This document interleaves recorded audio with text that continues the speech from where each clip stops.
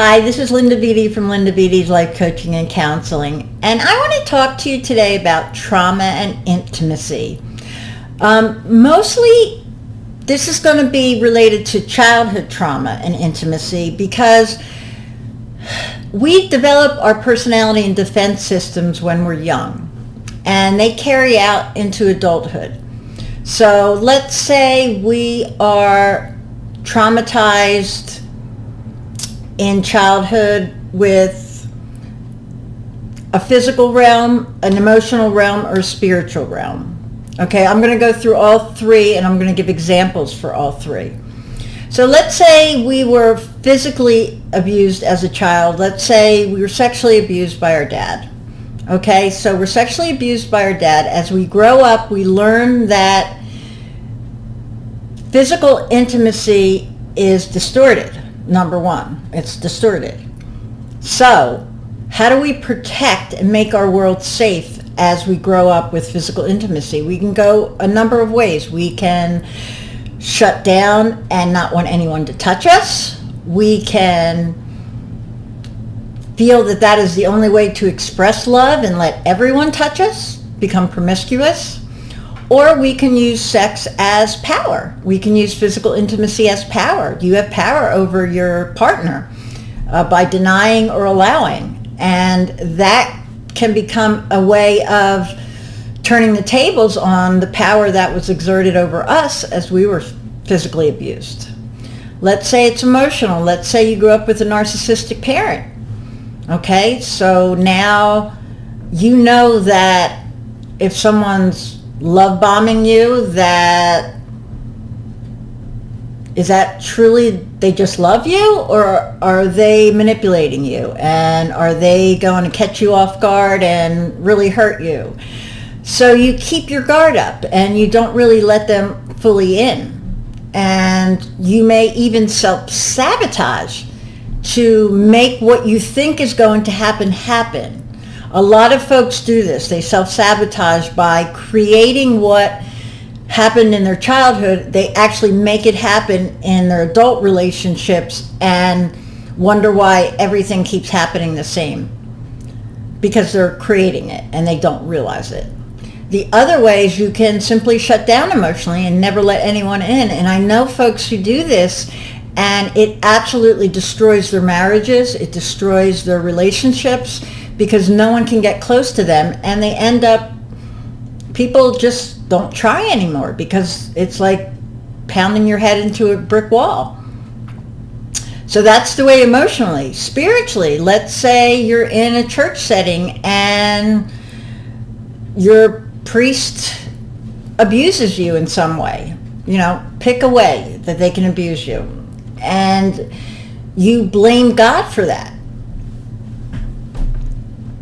Maybe it's not even anything overt. Maybe they simply used you to do their bidding, and they used it as a way that if you did this for them, it's spiritual.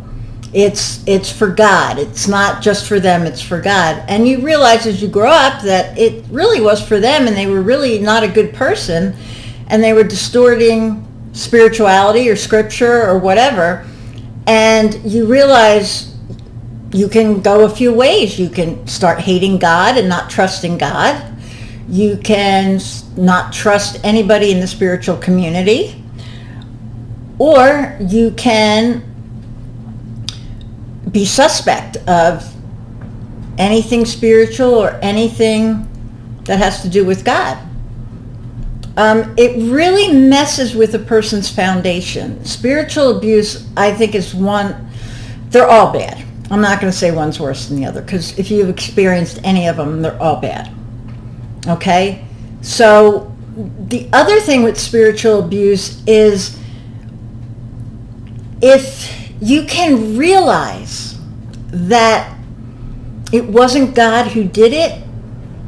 If you take one thing from this video and you've been spiritually abused, God didn't do it. A person, a human being did it. All humans will fail us, whether it's physically, emotionally, spiritually. All humans will fail us. Okay, that doesn't mean we're untrusting of all humans. Hear me clearly. But we have to have a spiritual foundation whether it's, I don't care what it is. I don't care what religion it is. I don't care who your God is or what your God is. For me, it's God. I hated God for a long time because I was being sexually abused and I was being brought to church every Sunday. And so I somehow equated God to not protecting me, and I blamed him. I hated him for a long time. And you couldn't scare me into hell. I just didn't care because I already lived there, so it wasn't scary to me. But when you come back with a trust in something bigger than yourself, I don't care what it is, like I said, I don't care what your spirituality is, you have to have a trust bigger than yourself. And this way, when you know that humans will fail you physically, emotionally, and spiritually, you have somebody that has your back. So I can go in and I will give you a chance to earn my trust and get to know you. And if I trust you, I still in the back of my mind know that you could possibly fail me. And you probably will. Not purposely, maybe purposely. But even if it's not purposeful, I can confront you on it. I can work through the conflict. I can get closer to you. And if it wasn't purposeful, we can deal with it and get closer. If it was purposeful and this is a pattern of yours, then I am going to address that and I am going to pull away from that. But I'm not going to blame every human being and I'm not going to blame God for it. I am going to trust that people are good and trust that some people are bad. But I'm going to give you a chance to earn my trust, and then if you break it, I'm going to address it. But I'm not going to be devastated by it, and I'm not going to shrink back into myself and into my old defense mechanisms if that happens either. So, how do we deal with the intimacy? How do we get close to people after we've had these types of abuses? Well, the first thing I recommend is therapy. You've got to get to the root of the trauma. You've got to get to the root of that infection, that wound, and you've got to clean it out. You've got to figure out why, and you've got to start looking at your defense systems. Now, if you don't have a therapist right now, and you're doing this work on your own, there are some things you can do. You can start yourself journaling about the original trauma. You can start going through it and you can start trying to address it. It's hard to do it by yourself. You should have a support system because some of this stuff is really, really tough. Okay? But if you need to start on your own, that's a way you can start. You also want to start journaling on a daily basis and start looking at your defense systems. You can journal about how you handled situations and what situations are coming up, and maybe start seeing if you have some strong defense systems, if you are self-sabotaging in certain circumstances. Also, if you have close friends, you can say, hey, I'm doing this journey of healing, and if you see defense systems in me, if you see me defending or having a defense mechanism, please point it out to me. If you see me shutting you out or pulling away, please point it out to me. If you see me doing A, B, C, point it out to me.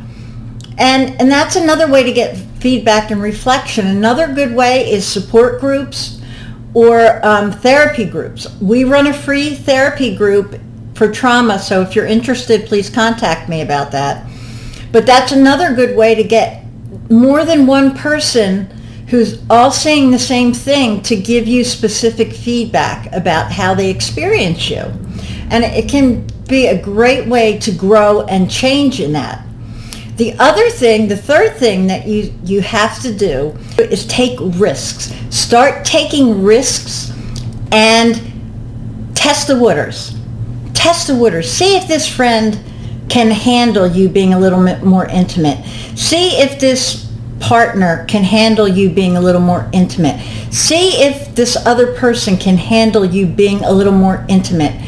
and just see what happens. Start testing the waters. So those are the 3 things you can start doing if you don't have a therapist. But I really recommend with this type of work and intimacy issues that you do work with someone professionally. It really will help you get the work done in a safe, healthy, productive way, and it will help you pick out some of those defense systems, and it will actually play itself out in therapy. You may want to run from your therapist. You might want to sabotage therapy. You may want to do all of these things in therapy, and the therapist will be able to handle it, pick it out, work you through it, and not take it personally. Okay? So if you have problems with intimacy or anything else, please contact me, Linda Vidi, at Linda Vidi's Life Coaching and Counseling, and we'll see you next time. Oh, also, find me on Facebook, Instagram, and message me. I will get back to you. TikTok, and also subscribe. Okay? We'll see you next time. God bless.